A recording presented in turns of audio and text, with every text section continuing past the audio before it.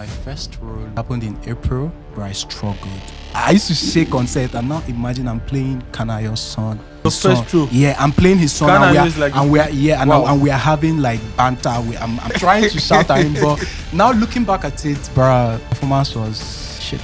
I knew I needed more training. I knew I needed to improve if I was going to go far. It was hard, bro. I used to have moments where I was on set. I could just go one side, go cry.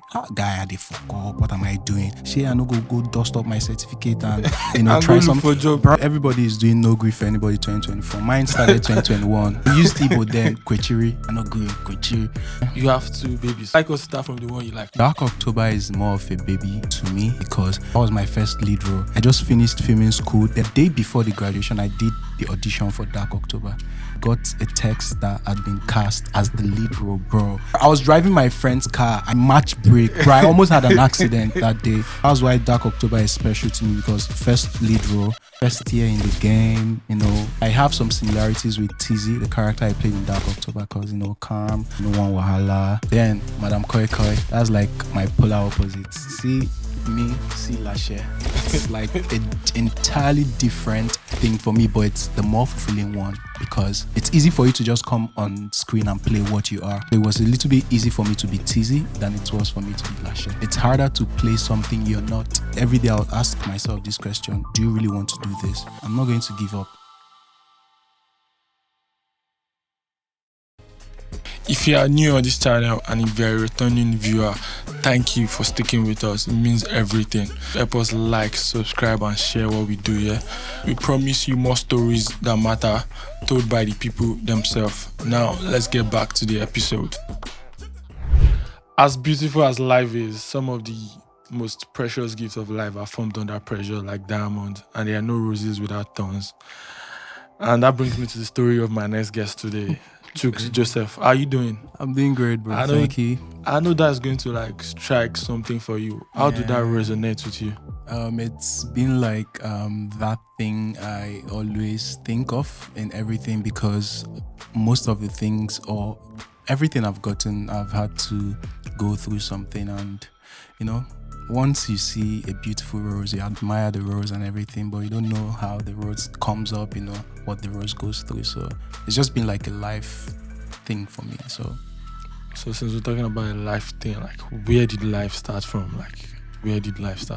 My mother's womb. Yeah. After that bus stop, yeah, that was where it started. As you drop, where you drop. Okay, I was born in Kaduna. Yeah, I was born in Kaduna in Abuth. I was there for 5 years. Then the Sharia thing, North riots and everything. Then we had to come down to my home state, Abia State. So that was where most of my growing up was in Aba. So I was there for a couple years. I got admission into school. I went to Federal University of Technology, where I've even forgotten the name of my school, Futo. Yeah, I went to Futa. So you went to Futa, Akure, yeah. So you know how technology schools are really crazy, yeah. So that was where I was for 5 years. I did a 5-year course, microbiology. Then, wow. Wow. Then I came to Lagos to serve. Then I've been here since then. So where did you fall in love with acting? How did acting start? Let's start from how you started before the love. So I always tell people this thing. I never for one day thought in my wildest dream that I would ever be an actor because of who I am as a person. Who are you as a person? Let's take a pause. Okay. Let's dive into that. Who are you as a person? I'm a very chill, calm. I don't want to be in front of camera. I don't want to talk too much. That was me for the longest when I was growing up. I was really shy, very, very shy. I was super reserved and everything, but I don't know. I think at some point I just grew and outgrew a lot of things. So I became more outspoken. I became more out there. Even now, I still have my very calm, reserved moments. So I think acting for me started over time because I'm the movie guy. When I was younger, I used to watch movies. I have school at 7 a.m. I'll watch films till 3, 4 a.m. Then I'll get 2 hours sleep the next day. I'll tell all my friends the films I watched. Everybody wants to come to me for DVD. Then it has to be it used to be 7 in 1 films. Yeah. So I think over time, watching so many films, and then during COVID 2020, life changed for a lot of us then. So I was trying to find what I was going to do, and someone just told me that, guy, try this thing, but my reserve shy nature. I'm like, man, exit Jerry.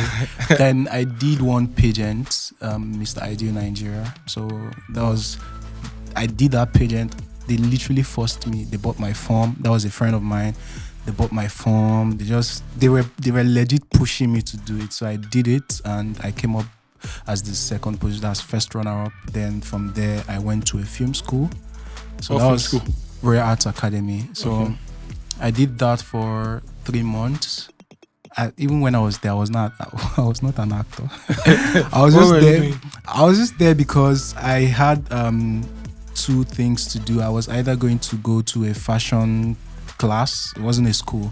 It was like a fashion class I was going on at that time, or I'll go to a film school, Royal Arts. And I think the people organizing Mr. Ideal then, they had a collaboration with Royal Arts. So anybody that comes out of Mr. Ideal and has like a flair for acting, they give the person a free 3 months course to come do there. So I happened to get it, and when I did that 3 months, man, I was oblivious of everything happening there. It was just like I was in nursery 1. I had to like know. That was the first time I heard about. I used to hear about monologues. That was the first time I saw someone doing a monologue, and I could see someone cram like a full page of lines there. I'm like, bro, this is work. So after that, I just started going for auditions. And I think my love actually built up there when I went to that film school. I saw the process of filmmaking itself. Then I thought to myself, January 2021, new year, let me try new things. So that was how it happened. So congratulations on everything you have achieved. Thank you. But speaking about this, you're saying everything we've seen, the greatness with weakness, happened in the space of 2 years. Yes. Because I did Mr. Ideal August 2020. Then the Royal Arts thing came October, November, December 2020, and I was not an actor. Then it was after doing Royal Arts, I'm like, man, maybe I could try this thing. So I started learning how to be less shy, more outspoken. So yeah, it started January 2021. But I didn't get my first role till April 2021. Yeah, So, okay, since we're talking about first role, what's your first role? And all the places you grew up, where do you think contributes more to your acting? Because I feel like every time I see you on screen, you carry this calmness, and at the same time, there's bravery in that. Like, you have the heart for what you do. yeah, So, thanks. where did you think contributed to that, and what was your first role? I think, man, I've lived I lived in Kaduna, that's the north. I lived in Aba, east. Then I'm now in Lagos. So I think these different. places, Those like regions being are at quite these different places at different points of my life, it just built who I am today. Yeah, so I think being in Lagos actually, like when I came to Lagos 2018 for my service, I finished 2019, then COVID came up 2020. So I think Lagos actually, because seeing what people were doing, Lagos is a different Lagos is different. Like I think I had that proper ginger here in Lagos. Then my first role would be, it happened in April. That film it's not out yet, but I like that role. I don't know if it's coming, because you know how film happens is people making films. And we don't know the business. It's about your story. Okay. So it's like a producer, has an idea to make a film, brings money to make a film, makes the film, and tries to get it in the cinemas or streaming platforms. So I don't know what happened with that particular film, but the truth is, I don't really want that film to come out low key, because bro, I mean, it's the first. I used to stutter on set because when I was younger, I used to stammer because of bro. I know they like talk. I didn't talk there was a period in my life where I used to just say one word. It wasn't out of anything. It was just because I was either too lazy to talk, or I know just won't talk. So now being on set where I have to be talking every time, delivering lines, but I struggled. I used to shake on set, and now imagine I'm playing Kanayo's son. my first role. I'm Your his son. first role? Yeah, I'm playing his son, Ghana and we are, is like- and we are, yeah, and, Wow. and we are having like banter. I'm trying to shout. I wouldn't say I shouted at him. I'm trying to shout at him, but now looking back at it, bruh, performance was, I don't know if I can use the word shit or shite. I don't like when people like say like look back at what they did and say shit. Because when I started my podcast, I look at some episode and I'm like, nah, I don't like it. But I think it got us to this moment. Yeah. It's very important. Oh yeah, it do get us to this very like I moment. said, if I'm not proud of that moment, maybe if you ask me my first role, I'll tell you something else. Yeah. So I'm proud of that Yeah, moment something because that was a defining moment. That was a moment after I finished that set. I knew I needed more training. I knew I needed to improve if I was going to go far. So I'm glad I had that first role. I'm glad I, to an extent, didn't do it so well.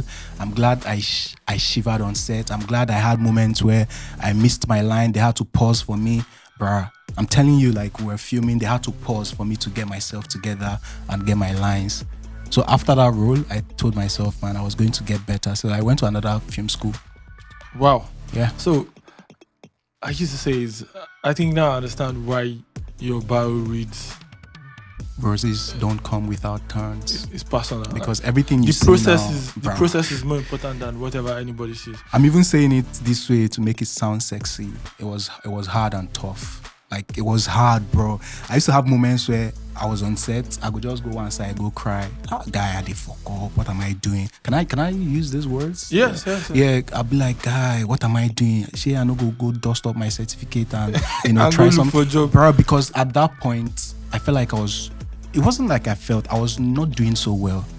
Bro, I was acting. So I was trying to act. If you tell me to do something, I'd be like, yeah, I was doing so Too many much. mannerism. I was gesticulating too much after that set. And I'm glad I did that set with the people I did it because the producer was really amazing. It was her first time directing. So it was sort of, okay, yeah, we're all experimenting and everything. Yeah. So after that, I had to get better. So those moments, I feel like those moments are very defining in everybody's career. Yeah. So what did you hold on to? Like,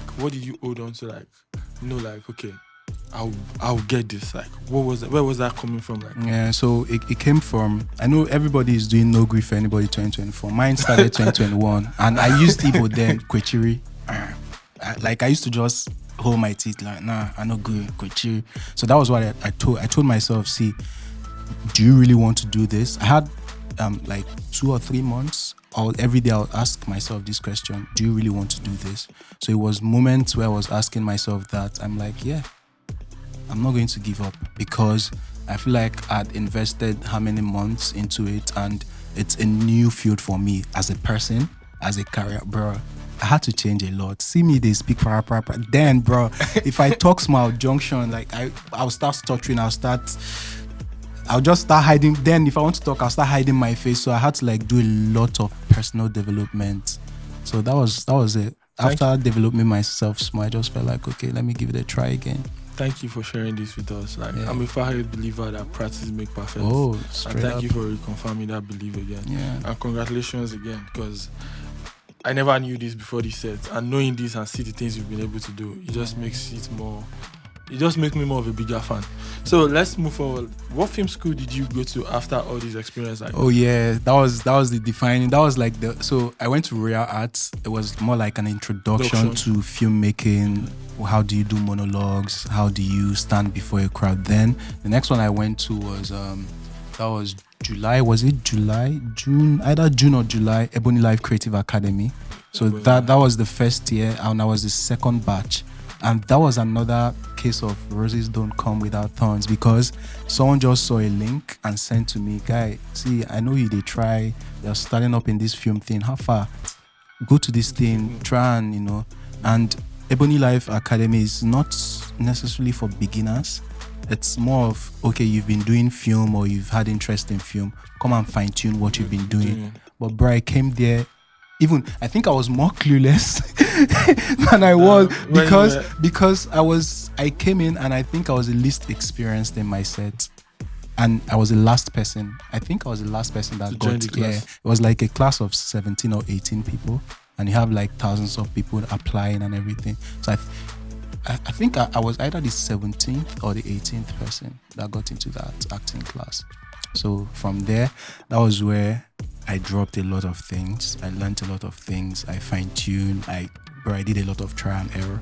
Then I used to watch Power a lot. How long were you in that film school for? 3 months too. You watched a lot of Power. Yeah, Power that was when I think they just started doing Ghost. Yeah. The spin-off. Yeah. So I was watching a lot of that show because there was this the audition we're supposed to do to get into the Ebony Life Creative Academy had this. It was a crime sort of script. So I was just trying to mirror this guy. What's his name? The guy that played Dre. Rotimi. Yes. Shout out so to that was the person. I just saw some things he did in Power. I watched some clips. You guys I'm kind like, of have the same physique. And yes, that makes a lot of sense. Mm-hmm. So I tried. So that I think that's the first and only time I tried copying somebody to. So I use this whole American thing. I think that's even one of the things that got me into there because I don't think my audition was that great.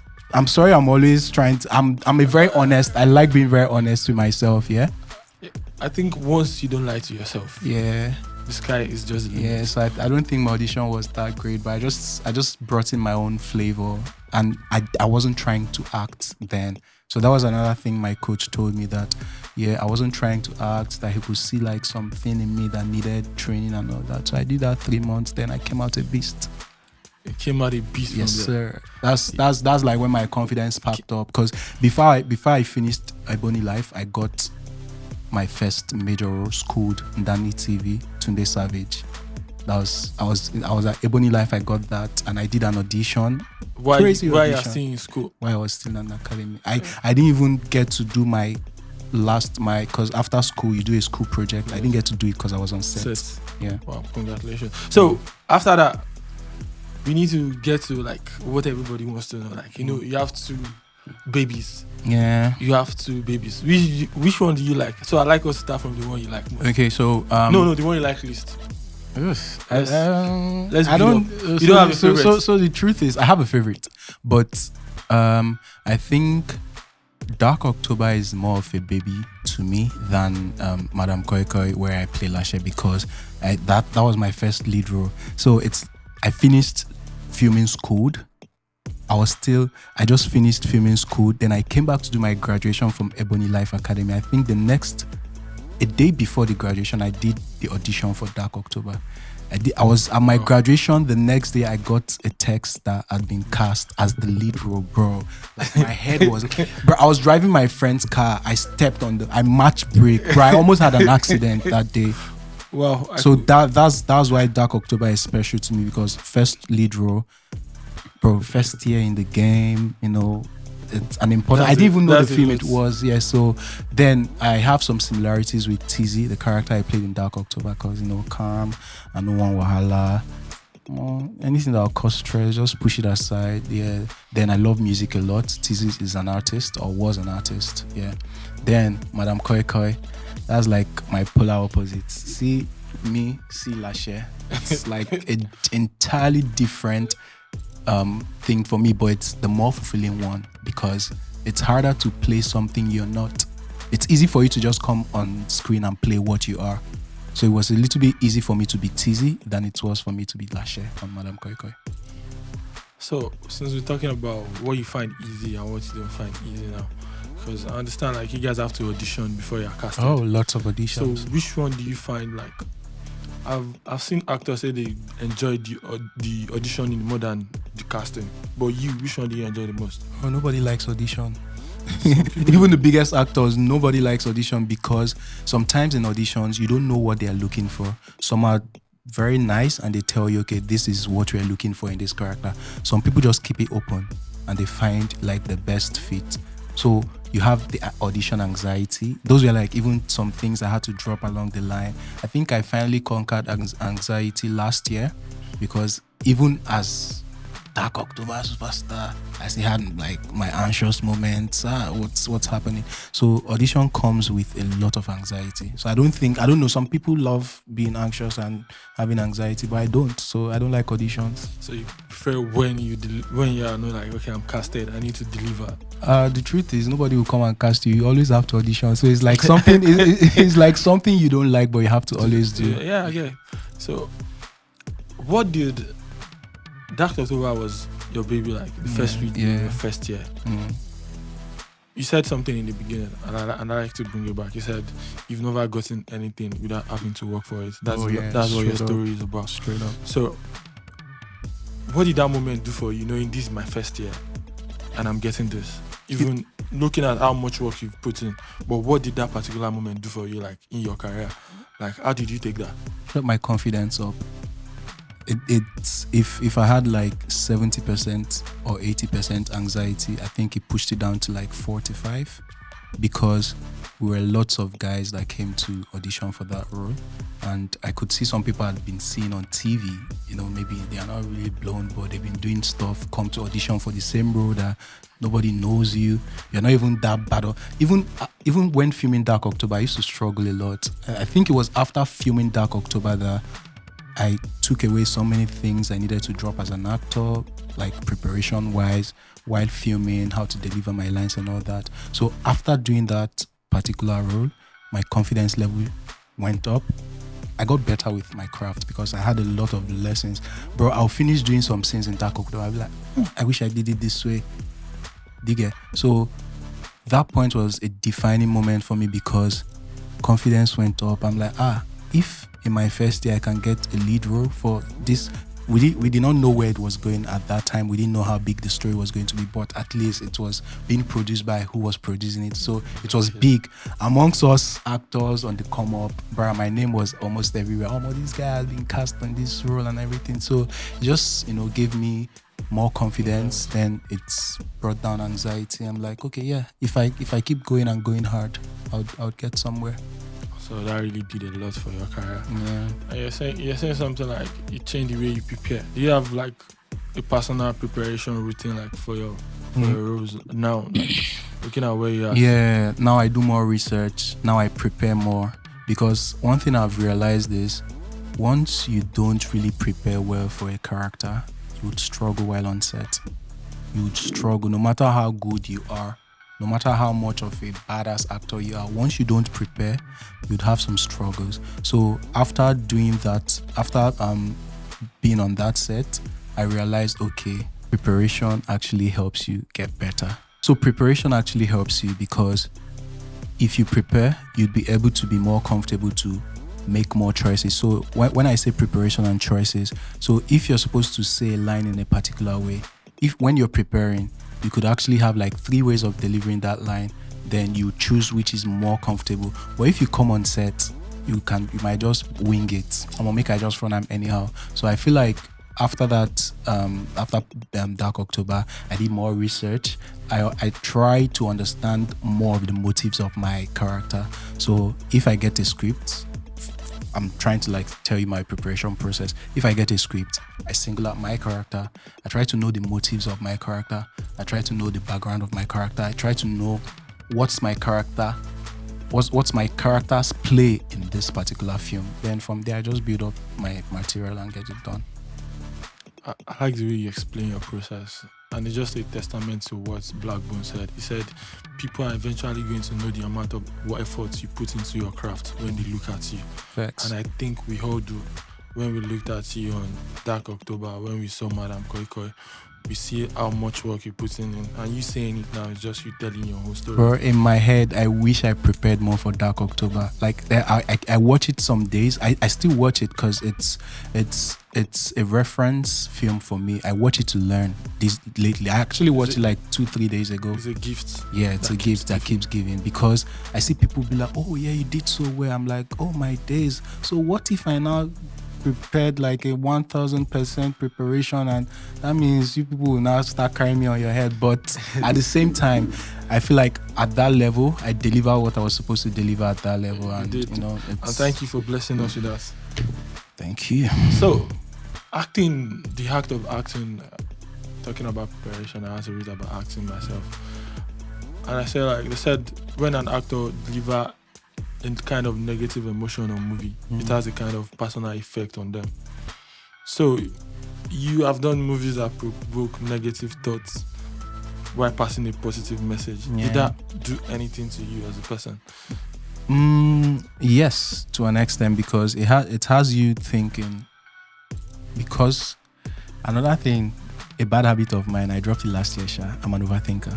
Like I would, if I see this thing, I'll think about it. I'll think of all. Unless you don't stay in Lagos. Sorry for that. We all overthink here. Bro, mine is on another level because I'm always trying to.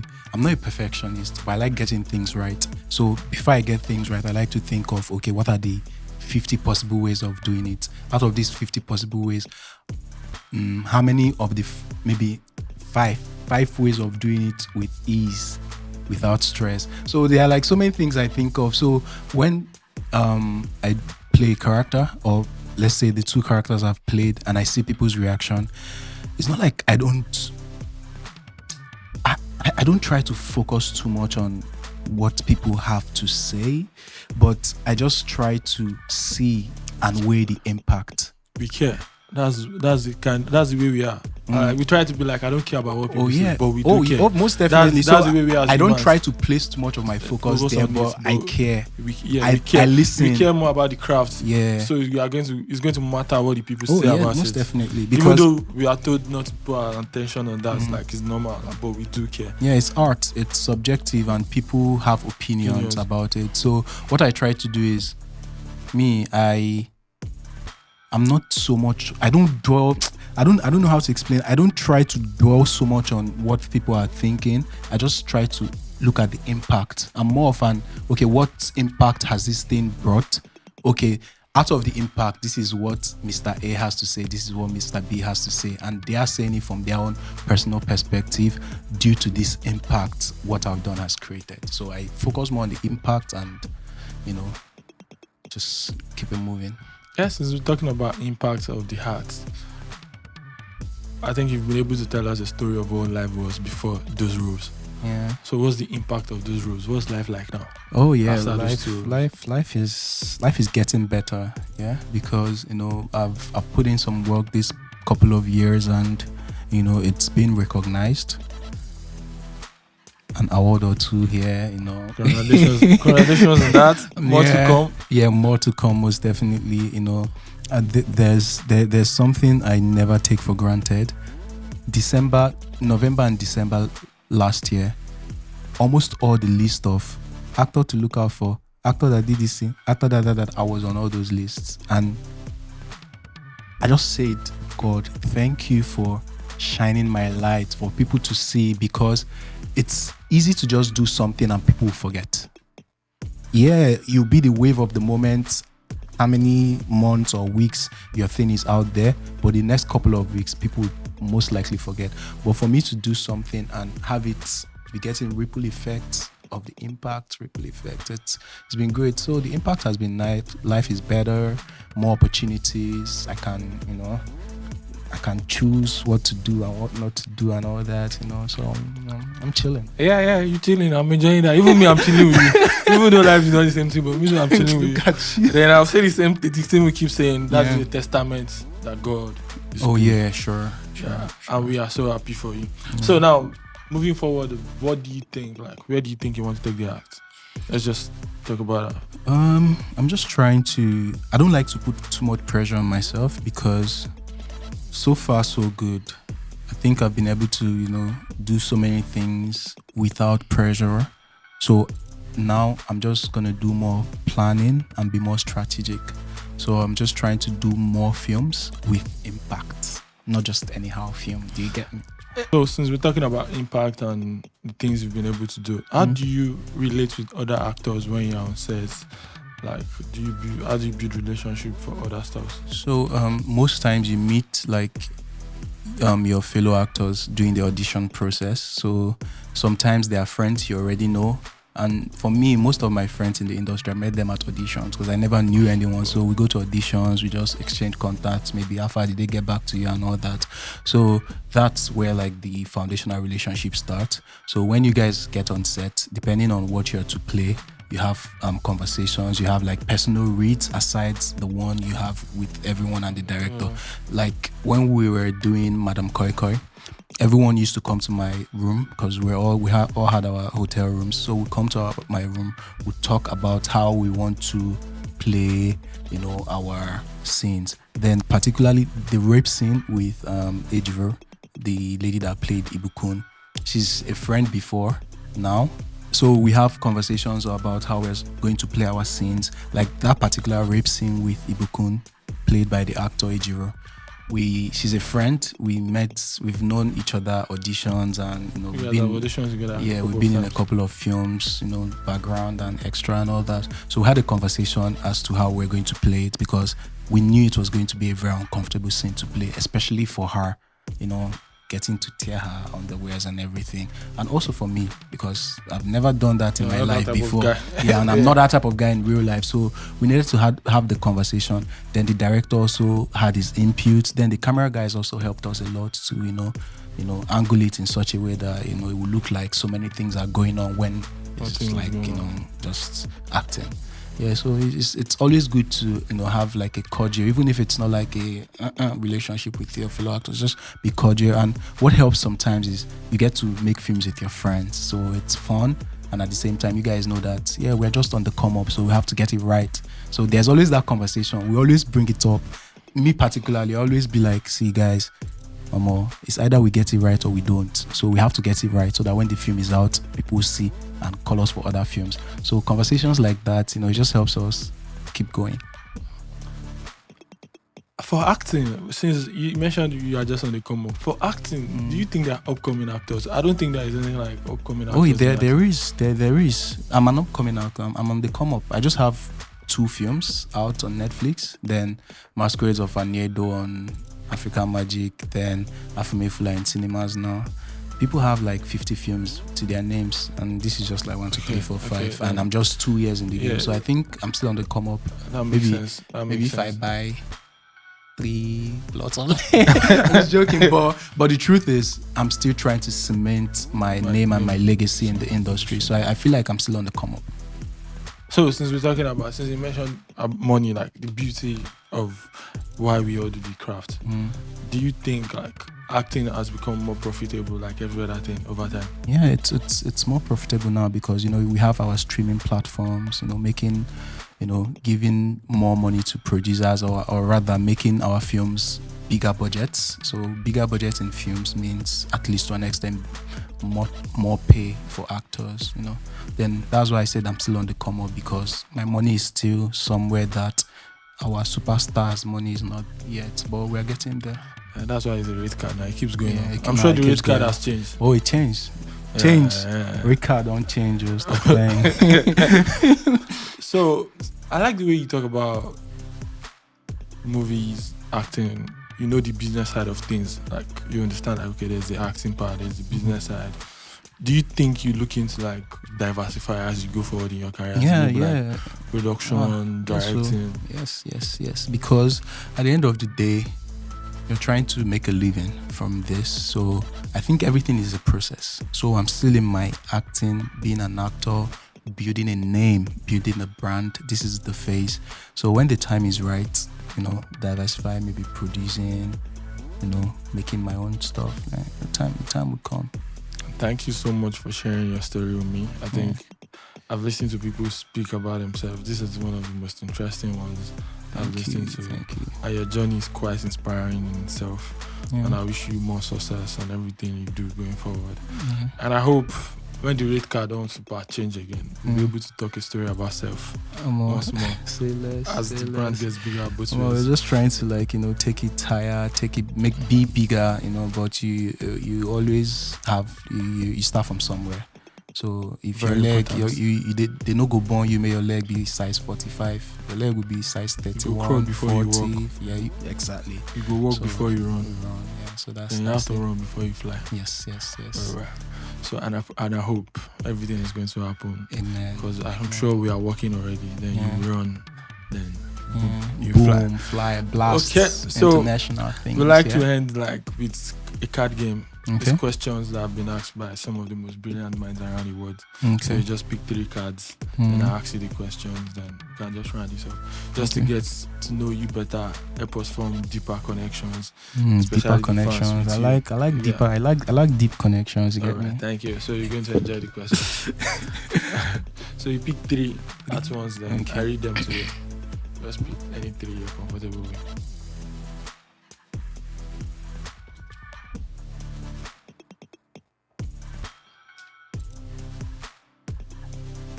I like the way you picked it. Right? Yeah, so that's.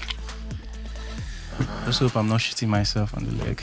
Nah, now you go. Now you go answer him now. Okay. Yeah, I think I like this one. Yeah, especially since it's for you.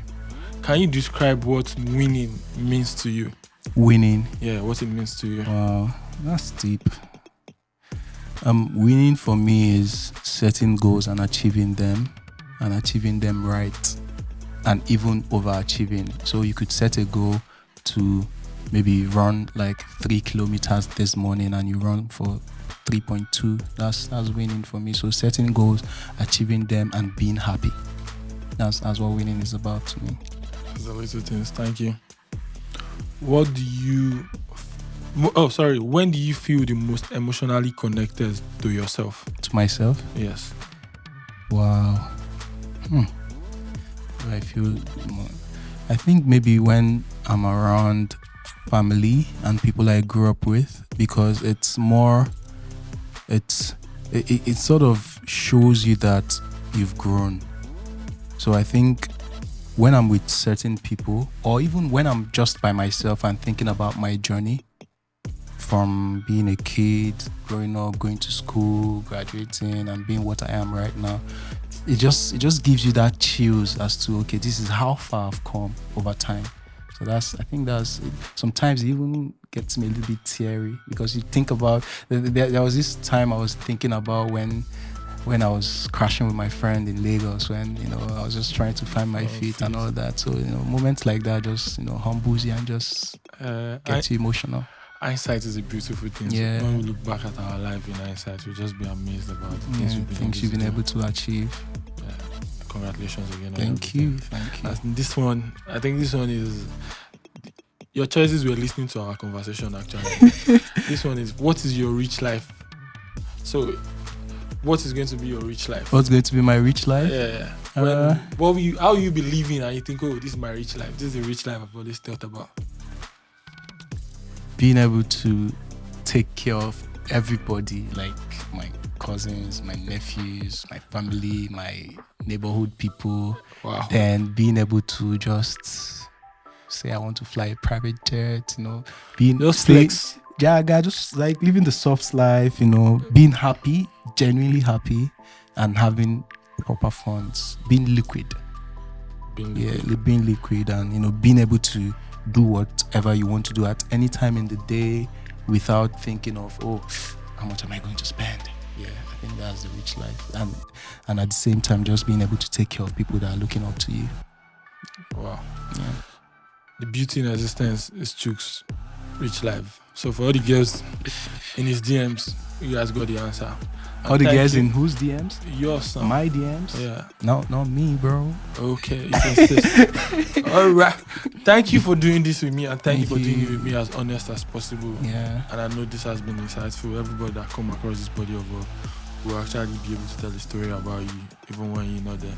And thank you for taking control of your whole narrative and not allowing people share a narrative of you for you.